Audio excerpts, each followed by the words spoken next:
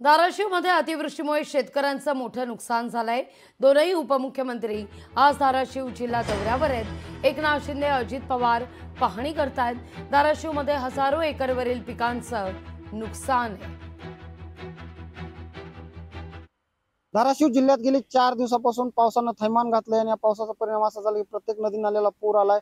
भूम, परांडा या तालुक्यातील गावं प्रवाहित झाले असून शेतकरी मोठा अडचणीत सापडलेला आहे। आणि आज या भागाची पाहणी करण्यासाठी महाराष्ट्राचे उपमुख्यमंत्री अजित पवार, उपमुख्यमंत्री एकनाथराव शिंदे हे देखील आज येणार आहेत।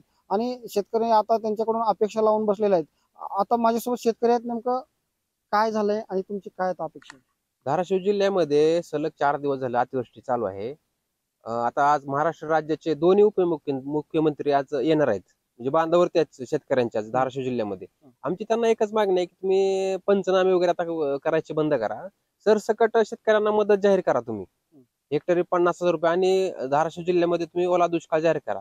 पंचनामे करण्यासारखं आता सोयाबीन मध्ये काय राहिलेच नाही। सोयाबीन पूर्ण असे कुजून गेलेले आहे। सोयाबीनच्या शेंगा अशा खाली तुटून पडलेल्या आहेत। तुम्ही त्याचे पंचनामे कशाचे करणार? तुम्ही आता नेमके बघण्यासारखं काय राहिलेलं नाही ना। तुम्ही सरसकट शेतकऱ्यांना मदत जाहीर करा, हीच आमची शेतकऱ्यांना मागणी आहे। तुम्ही आज येलात प्रत्यक्ष, तुम्ही आज बघा आणि मगच तुम्ही आज डायरेक्ट घोषणा करा हेक्टरी शेतकऱ्यांना 50,000 रुपयाची।